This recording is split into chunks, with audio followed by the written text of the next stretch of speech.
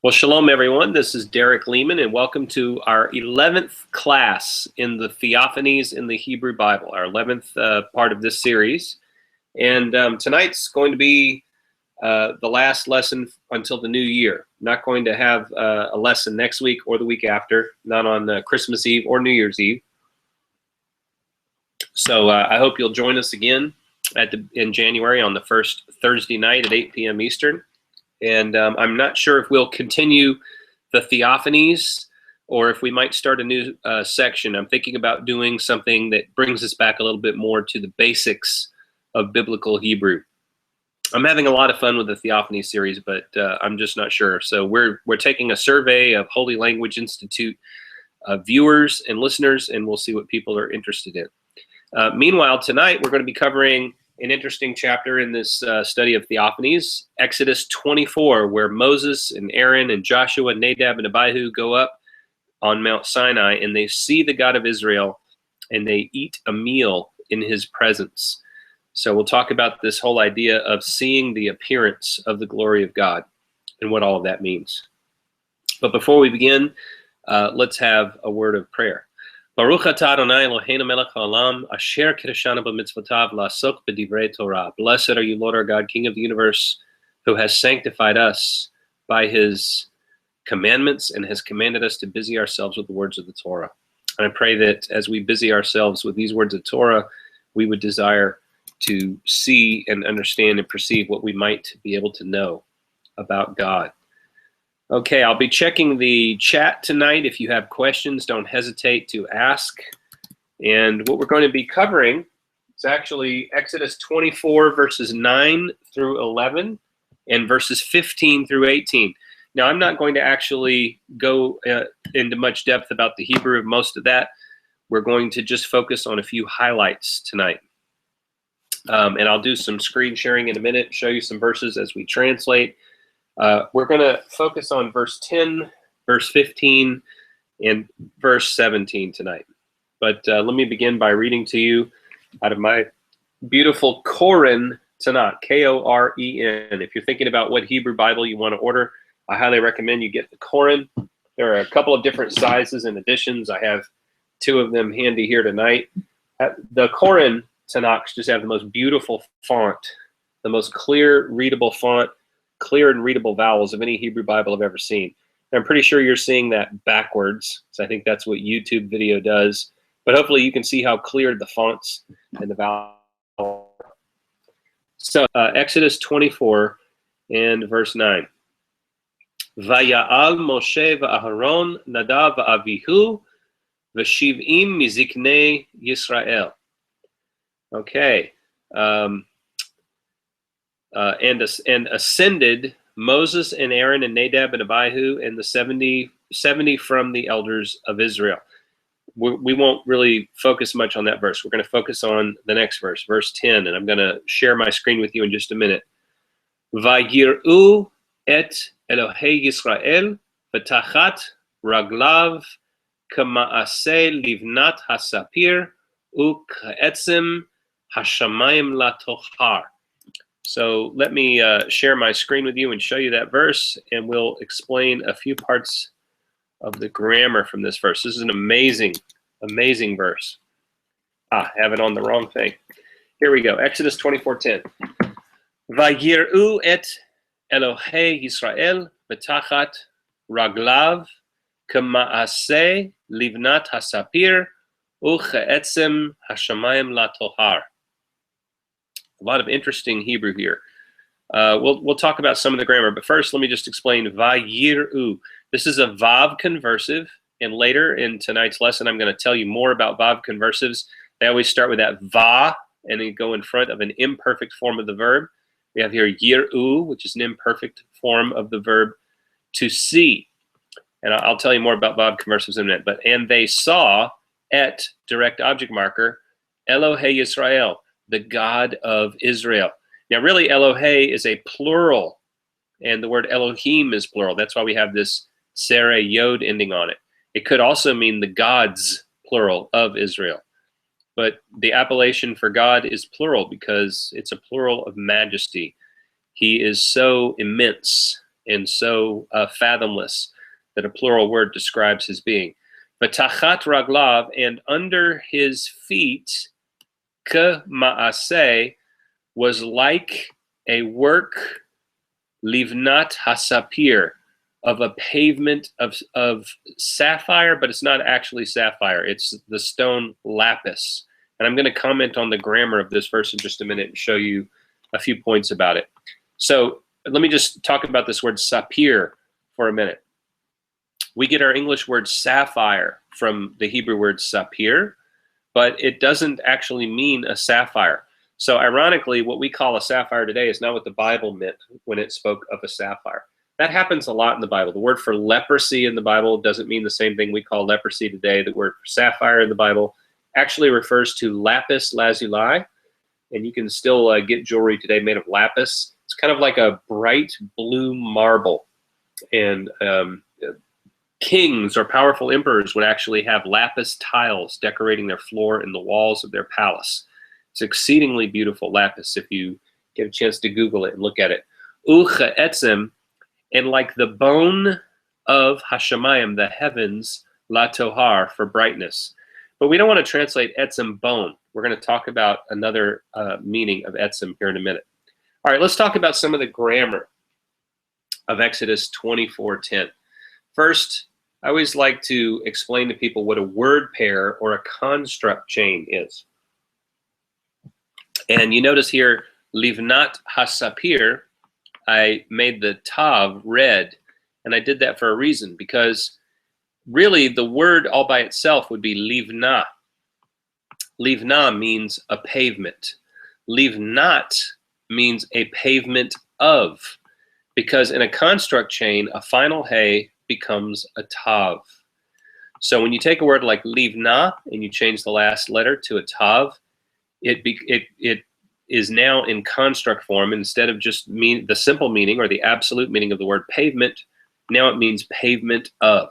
It becomes connected to the word after it in an of relationship or a genitive relationship. So livnat hasapir means the pavement of lapis stone.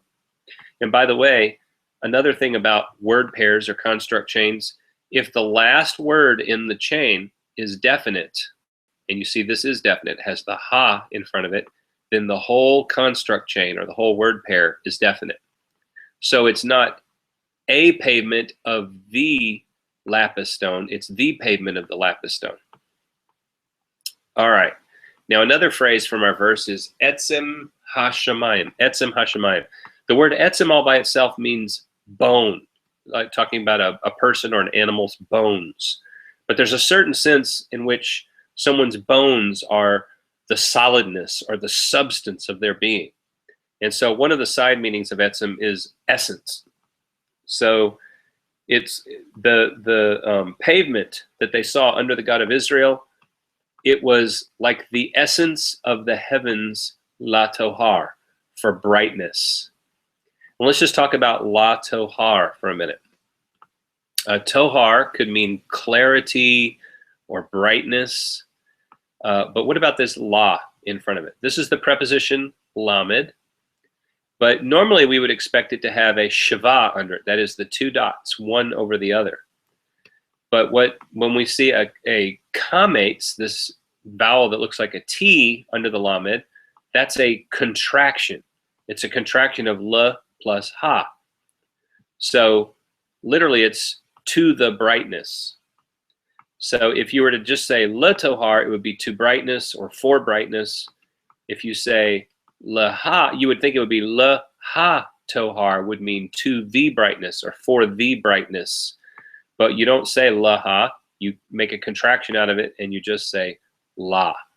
So you know the vowels are actually quite important in Hebrew. Sometimes people don't spend an awful lot of time on the vowels. Well, let's take a look at Exodus 24:11, just briefly. I'm not going to go into any depth about the grammar of it. Ve'el atzile b'nei Yisrael lo shalach yado vayechezu et ha'elohim vayochlu vayishtu.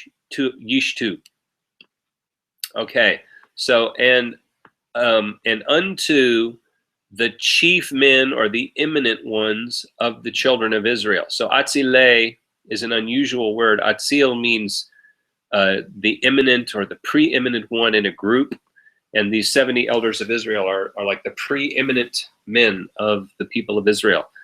And unto the eminent ones of the children of Israel, lo shalach yado, he did not send forth his hand. In other words, they saw the God of Israel, but he didn't smite them. He didn't strike them dead. He didn't send his hand of judgment out against them. Vayechezu, yechezu. Now, this is another Vav conversive, and again, in a few moments, I'll be explaining to you more about Vav conversives, what they are, what they mean. But you notice it has a Va in front of an imperfect verb. You can tell this is an imperfect verb because it has a prefix. This yod here is not a part of the verb root, it's a prefix. It also happens to have a suffix. It has this u at the end. And when you have y at the beginning and u at the end, it's the they form. Now that means we only have two root letters left. All we've got left are the chet and the zayin.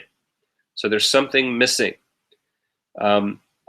Since we're not going to spend a lot of time on the grammar of this verse, I'll just tell you flat out what's missing is the hey. There's a hey right here that's dropped out. When you have hey as the third letter of a root, it frequently drops out. So chazah. Now the root meaning of chazah is to see as in a vision. It's a different word for seeing. It's usually the kind of seeing that you would do in a dream or a prophetic vision. So often it's used for prophecies. So that's interesting because what we're going to talk about tonight is this whole idea of seeing the God of Israel. Isn't it impossible that anyone would be able to see the God of Israel? In Exodus 33:20, God said to Moses said, "Let me see your glory." And God said, "I won't let you see my face because no one can see my face and live." Pretty powerful statement. So we're going to talk about how in this text, in this story of the elders of Israel coming to see God, there's a lot of language to let you know they didn't see God himself. They saw a manifestation that God chose to reveal of just a fraction of his being. And this is one of the ways that the writers let you know. They didn't actually see God directly because this word is a word that has to do with seeing as in a vision. Vayechazu. And they saw as in a vision God, et ha-Elohim. Vayochlu vayishtu. And they ate and they drank. Here we go. Two more Vav conversives. It has the Va in front of an imperfect verb, and this imperfect verb has a yod at the beginning and an u at the end. So so far, the elders of Israel, Nadab and Abihu, Moses and Aaron have come, and it says they saw the God of Israel, but then as you begin to hear what they see, we find they didn't exactly see God directly in himself.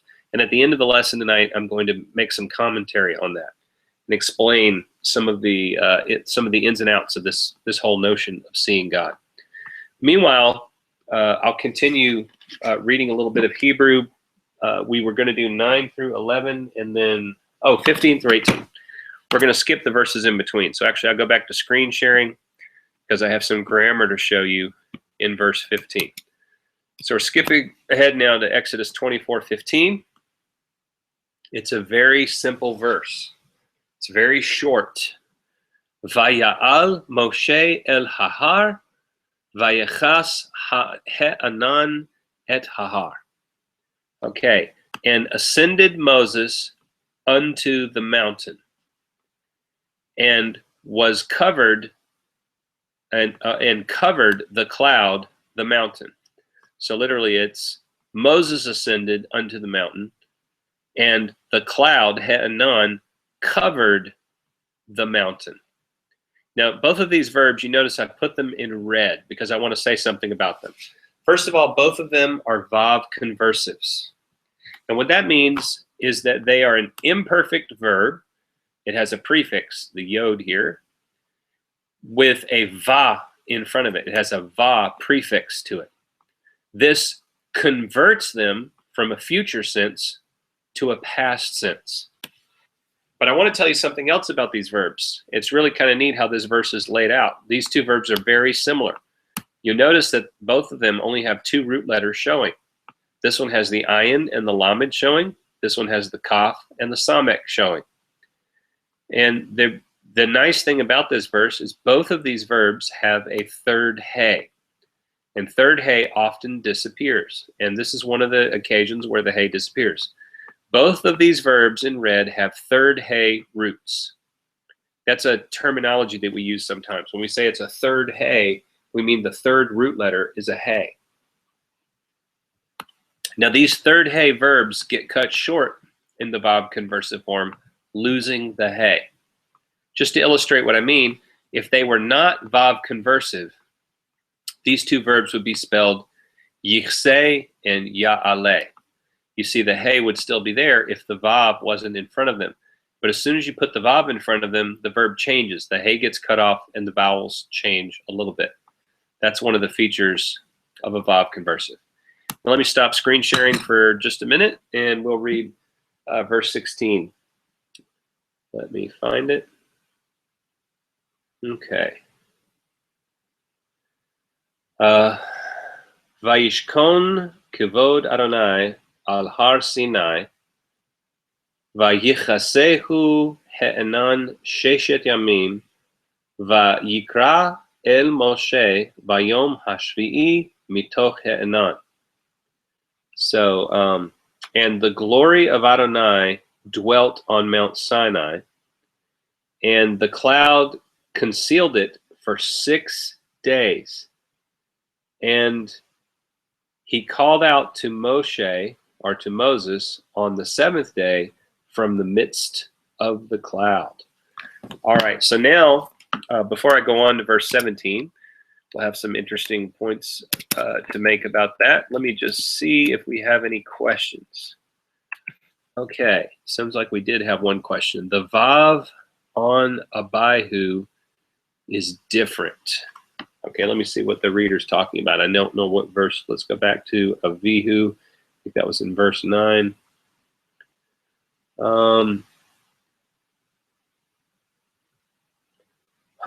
So she's saying in her text, the vav is written differently on Avihu. Well, Sandy, it's in my text, it's not written differently. So I don't know what you might be thinking of. If you can let me know a little bit more about what you're asking there, I'll try to answer that for you. Okay, back to screen sharing. And let's take a look at Exodus 24:17. U mar'eh kavod Adonai. Now, by the way, I just absolutely love this verse. I'm going to explain in a minute why this is so cool. That it says mar'eh kavod Adonai. U mar'eh kavod Adonai ke'esh ochelet barosh hahar le'enei b'nei Israel. All right, so we have, and the appearance of the glory of Adonai was like was like fire consuming, or like a consuming fire. On Rosh, on the head, Hahar, of the mountain. La'enei b'nei Israel, to the eyes of the children of Israel. Here's a little bit about the grammar of Exodus 24:17. So when you look at mar'eh kavod Adonai, we have a 3-word construct chain. You see, it's not always 2 words. Sometimes a construct can be 4 words. I'm not sure if there are any examples of 5-word construct chains, but I suppose it theoretically could happen. Now, in a construct, you put a couple of nouns back to back with nothing in between them, and they're understood to have an of relationship. So mar'eh by itself means appearance, kavod by itself means glory, and then you have Adonai, the last word of the chain. But because these are nouns right next to each other with nothing in between them, they're understood to have an of relationship. So this is the appearance of the glory of Adonai. Now, let's take a look at Ka'esh. The way the verse reads, Ka'esh comes right after Adonai. So you have the appearance of the glory of Adonai like a fire. Well, it seems like something is missing there, right? When a verb is missing, what you do in your translation is you simply supply either is, was, or will be. whatever's appropriate to the time sense of the passage. Because simple forms of the to be verb are understood, not written in Hebrew. So even though Mar'e Kavod Adonai Ka'esh looks like it says the appearance of the glory of Adonai like a fire, you have to supply the word was. You have to say was like a fire. And then finally, this last phrase, La'enei b'nei Yisrael. Let's talk about b'nei. I put it in red here to kind of highlight it. Now, if this meant children or sons plural in its absolute sense, it would be spelled banim. If you want to spell out sons or children, you say banim with a yod on the end. But the plural masculine construct form in Hebrew leaves off the mem and changes the vowel to a tsere, the two dots side by side. So instead of saying banim, it says b'nei. Banim means sons. B'nei means sons of. And I frequently mention that one of the very important clues to look for in Hebrew is this vowel, tsere yod, at the end of a word. Anytime you see tsere yod at the end of a word, you have a plural masculine construct. And it means the some things of. So it's literally to the eyes of the children of Israel. And by the way, when you're reading a translation, frequently a translation will say in the sight of the children of Israel. And that's because the translation is trying to make the verse a little bit easier. So, all right, let me stop sharing, and we'll come to the last verse we're going to look at tonight, which is verse 18, and then I'm going to share a little bit of commentary with you. Verse 18, Yod Chet. Okay. Vayavo Moshe b'toch ha'enan, vaya'al el hahar, vayehi Moshe bahar arba'im yom va'arba'im laila. And that is, and Moses came into the midst of the cloud, or Moses went into the midst of the cloud would probably work better, and he ascended unto the mountain. And Moses was on the mountain 40 days and 40 nights. I should just really quickly comment for you grammar geeks out there. You notice that even when you use a number in Hebrew and you follow with a noun, frequently it uses the singular form of the noun. So when it says 40 days, it says arba'im yom. That's actually like 40 day. They don't bother to make yom plural. And then it says arba'im laila. That's literally 40 night, singular. But of course, when you translate it, that won't make much sense in English. So you want to go on ahead and give it a plural translation in English. Okay, first of all, before I go any further, let me just see if anybody clarified about the question. The straight line patach. Okay, Sandy, you'll have to tell me a little bit more after class tonight about your question. Maybe you have a misprint in yours. I wonder if that's possible. All right. Well, there are a number of interesting things about our passage tonight. Exodus 24:10 to me is really interesting because it says, and they saw the God of Israel. But it's normally considered impossible and also fatal to see God. Like I said earlier, when I quoted Exodus 33:20, you will not see my face, God said to Moses, for no one can see my face and live. And of course, there are verses in the New Testament, like John chapter 1. No one has seen God at any time. But here we go, right in Exodus 24:10. And they saw the God of Israel. Another thing that's interesting about Exodus 24:10 is they saw a vision of a lapis stone, the Hebrew word sapphire. They saw a vision of a lapis stone associated with God's glory. Well, that's going to come up again in Ezekiel chapter 1, in the vision of God that Ezekiel had, the very strange vision of God that's kind of famous that Ezekiel had. And that Ezekiel passage is going to have a few other resemblances to Exodus 24. Furthermore, the Exodus passage, this one that we're translating tonight, is an early example of something that's more common to see later, and that is a poetic description of a theophany.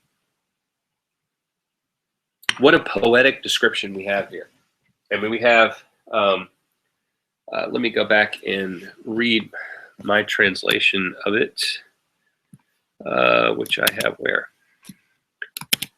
Sorry, I want to see what my translation of Exodus 24:10 was.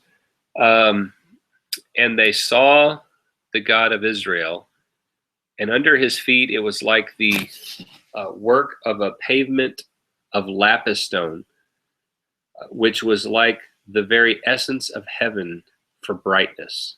What a beautiful poetic description of a vision of the God of Israel. That's interesting. We see after the exile a lot more passages in Ezekiel and Zechariah and places like that that have these poetic theophanies. Exodus 24 stands out as like an early example of something advanced, something that's much more common later. And finally, something else interesting about Exodus 24:10 is that the passage uses the language of appearance. Instead of stating directly what the elders of Israel saw, it says they saw something that was like. They make a simile out of it instead of telling you directly what they saw. Now, how do we resolve this issue of seeing the God of Israel? Umberto Cassuto, in his commentary on Exodus, makes a brilliant comment about it. He says, the sentence, "and they saw the God of Israel," is at first surprising, for expressions so corporeal are uncommon in the Torah. What he means is usually the Torah will say they saw the glory of the God of Israel, not they saw the God of Israel. Or they'll say the glory of the God of Israel appeared instead of saying God appeared.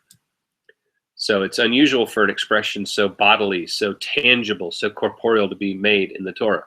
But here, Cassuto continues. He says, but in the ultimate analysis, the statement here differs only in the active form of the verb saw from what is stated in many passages in the passive. For example, and behold, the glory of the Lord appeared, literally was seen in the cloud. So he's saying there are actually a number of other verses that say something similar. They just say it in the passive sense. But he continues. He says, but even here, the sentence is worded with care. It is not stated, and they saw Yod-He Vav-He, using the name that belongs exclusively and specifically to the Lord All-Glorious himself, but only, and they saw the God of Israel, employing the generic appellation that denotes any divine phenomenon. Nor is there any reference to the likeness itself of what they saw, but only to what they saw beneath God's feet. Okay, so what, even though it says they saw the God of Israel, when it goes on to describe what they saw, it just tells you what's underneath God's feet, and it gives an impression of bright light. So there's not much detail. Definitely not going to tell you what God looks like or something like that. And this recalls, Cassuto says, the words of the prophet Isaiah in chapter 6, who described the vision that he beheld in these terms. I saw the Lord sitting upon a throne, high and lifted up, and his train filled the temple. Cassuto says, Isaiah did not use the tetragrammaton in that sentence. When he says, I saw the Lord sitting upon a throne, he didn't say, I saw Yod-He Vav-He sitting upon a throne. He says, I saw Adonai. The Hebrew actually says Adonai. It doesn't say Yod-He Vav-He. I saw Adonai sitting upon a throne, high and lifted up. So Isaiah didn't use the tetragrammaton in his vision. He used Adonai instead. Furthermore, Cassuto says, Isaiah in his vision didn't describe what God looked like. All he described was the throne of God and the train of his robe.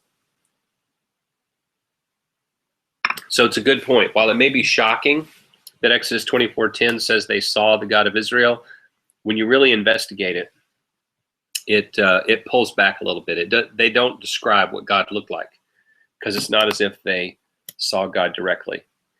And I'm going to say a little bit more about this. Okay, Exodus 24:17 says, now the appearance of the glory of Adonai was like a devouring fire or a consuming fire on the top of the mountain in the sight of the people of Israel. And let me just comment on that word appearance. The word for appearance here is a way of distancing the content of what they saw from the actual being of God. They did not see God himself directly. In fact, they didn't even see the glory of God directly. Think about it. What they saw was the appearance of the glory of God. That's 3 steps removed. Why the distancing? Why does the text use this technique of distancing itself? Because it's trying to communicate the fact that it's impossible to see God. An illustration that I often like to use to try and explain this to people is that imagine, and I probably used this in some of the classes here on Holy Language Institute, so forgive me if you heard it before, but imagine you're the most infinitesimal speck of dust, and you are positioned less than a millimeter away from the surface of the largest star in the universe. You're a speck of dust and you're 1 millimeter away from the surface of the most giant star in the entire universe. How much of that star can you take into your view? Can you capture in your horizon? How much of it can you take in with your eyes? If you're the tiniest speck of dust by the biggest star and you're a millimeter away, it overfills your horizon. You can only take in an infinitesimal amount of the size and the immensity of that star. And that only begins to describe what it would be like if we were able to be close to and see God. His immensity would far out-factor that star. It is impossible to see God. He is beyond our comprehension. He's beyond our understanding. And I want to finally illustrate that to you by reading to you Ezekiel chapter 1, verses 26 through 28. Ezekiel 1, 26 through 28. The vision that Ezekiel had, in the part of the vision where he describes the God part of it. He's already described the chariot and the various beings, the chayot who carry the chariot. Now he's going to describe the part of it that's supposed to represent God. And when I read this to you, what I'm going to do is I'm going to emphasize with my voice all of the words that remove what he's seeing from being the actual vision of God to being a likeness of God. Okay, so listen to this. And above the expanse over their heads, there was the likeness of a throne, in appearance like lapis stone. And seated above the likeness of a throne was a likeness with a human appearance. And upward from what had the appearance of his waist, I saw, as it were, gleaming metal, like the appearance of fire enclosed all around. And downward from what had the appearance of his waist, I saw, as it were, the appearance of fire, and there was brightness around him. Like the appearance of the bow that is in the cloud on the day of rain, so is the appearance of brightness all around. Such was the appearance of the likeness of the glory of Adonai, and when I saw it, I fell on my face, and I heard the voice of one speaking. Now, Ezekiel has one-upped Moses, has one-upped the Torah. The Torah said the elders of Israel saw the appearance of the glory of Adonai. So it removed it 3 steps from actually seeing Adonai himself. Ezekiel takes it one further, and he makes it 4 removes. They didn't see Adonai. They didn't see the glory of Adonai. They didn't even see the likeness of the glory of Adonai. They saw the appearance of the likeness of the glory of Adonai. What are Moses and Ezekiel trying to communicate to us? That God is fathomless, that he is beyond our ability to see, that even when God reveals himself, he reveals only what our minds and our vision can take in, which is an infinitesimal amount of his being. Well, as I said at the beginning, this is going to be the last class until the first Thursday in January. We won't have class on Christmas Eve or New Year's Eve. So I'll see you in 3 weeks. And I'm not able to tell you what we will cover next time because I'm not sure until we get the surveys in whether we're going to go back to some basics of biblical Hebrew, whether I might finish out this Theophany series before we start another one, or maybe I'll do something completely different. Maybe we'll do the life of King David or who knows, cover that in Hebrew. But until the first Thursday in January, this is Derek Leman saying good night. I'll stick around to answer some questions on the chat. And this is coming to you from Holy Language Institute. And we provide these videos for free on our YouTube channel. but we would love it if you would actually subscribe and take advantage of the other teachers and the other resources we have, teaching not only biblical Hebrew, but modern Hebrew, prayer book Hebrew, a lot of resources on the website. It's a $30 a month subscription. We'd love it if you try holylanguage.com. Until next time, this is Derek Leman.